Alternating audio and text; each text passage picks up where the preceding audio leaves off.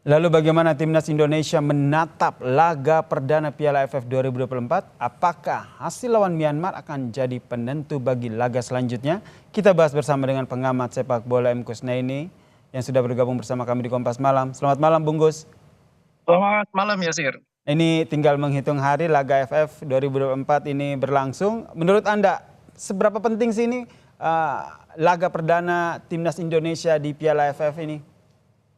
Iya, kita tahu bahwa tim nasional Indonesia itu punya kecenderungan kalau laga pertama itu kan biasanya tidak bisa langsung in ya. Biasanya butuh 1-2 laga awal sebelum bisa terbentuk permainannya. Karena itu dengan materi pemain yang banyak sekali pemain muda, dan ini tentu akan menjadi pertandingan yang sangat krusial kalau menurut saya.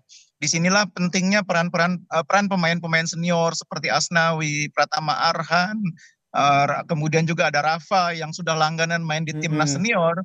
Itu harus bisa menjadi dalam tanda petik itu pembimbing bagi pemain-pemain yang relatif selama ini tidak terlalu sering bermain untuk tim senior.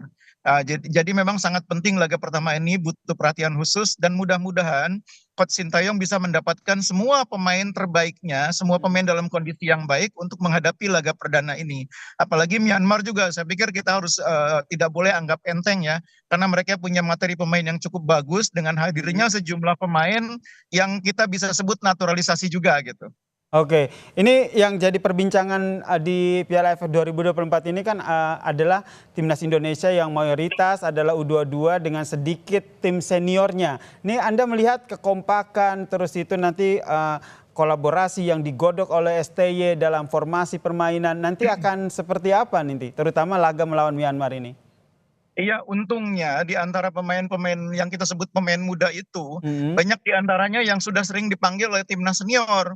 Seperti Oke. Hoki itu sudah sering, Ronaldo Kuateh juga pernah, begitu juga dengan Rafa Strike, begitu dengan Pratama Arhan, Asnawi, itu kan pemain-pemain yang sudah sering dipanggil timnas, termasuk Arhan Fikri juga. Sehingga memang pemain-pemain ini yang kita perkirakan akan menjadi kunci dalam Mhm. formasi starter kita, tidak terlalu asing satu sama lain. Kerjasamanya mudah-mudahan tidak terlalu lama, butuh waktu untuk dibangun ya. Oke, Ya berarti mungkin pemain. kekompakan, kerjasama ini bukan jadi soal lagi ya. Saya juga ingin menampilkan bagaimana skema yang biasa ditampilkan dalam Piala AFF 2024 untuk Timnas Indonesia U22. Mungkin Bung Kus juga bisa melihatnya. Kalau kita lihat skemanya, pembagian grupnya, kalau kita lihat ini pembagian grupnya ini seberapa berpengaruh ini nantinya pembagian grup. Oke, ini dia pembagian grup di Piala AFF. Kalau kita lihat ini kan Indonesia masuk di grup B, Vietnam, Indonesia, Filipina, Myanmar dan juga Laos begitu. Nah, peluang di grup B untuk Indonesia sendiri seperti apa Bungkus melihatnya? Iya, jadi kalau lihat susunan jadwal yang akan dilalui oleh pemain-pemain kita, Mm-mm. tampaknya ini Pak, diperkirakan kita harus menentukan peluang untuk lolos ke fase berikutnya itu di pertandingan terakhir. Jadi hitung-hitungannya kurang lebih begini. Lawan Myanmar kita bisa menang, kemudian lawan Laos mudah-mudahan bisa menang juga. PD Kemudian ya, amin.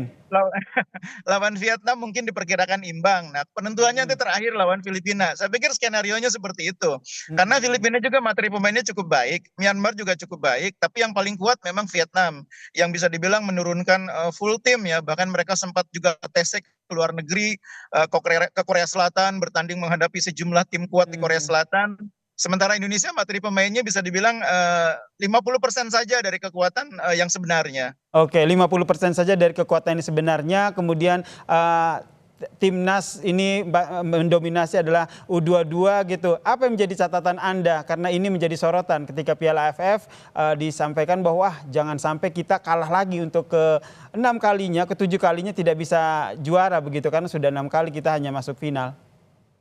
Iya, kalau saya sih sejak awal juga memang tidak terlalu tidak terlalu membebani pemain dengan Hmm. target harus juara ya. Dengan materi pemain seperti ini kita harus realistis. Peluang Oke. juara peluang juara tidak akan sebesar kalau kita turun full tim. Saya Hmm. justru tidak ingin membebani pemain dengan target harus juara. Saya berpikir mereka ini yang penting fokus lolos dulu dari grup ini. Sesudah dari grup ini lolos di semifinal, mudah-mudahan bisa mencapai final, baru berpikir juara. Kalau kita sejak awal membebani target juara, saya pikir pemain akan kesulitan dengan materi pemain seperti ini. Baik, kita nantikan seperti apa laga perdana Timnas Indonesia. Yang jelas kita, baik saya maupun Bungkus dan juga semua warga Indonesia tetap berharap ya Timnas Indonesia Amin, akan mengalahkan Myanmar. Terima kasih pengamat sepak bola M. Kusnaini telah Baik, memberikan ya, perspektifnya bersama kami di Kompas Malam. Salam sehat Bungkus.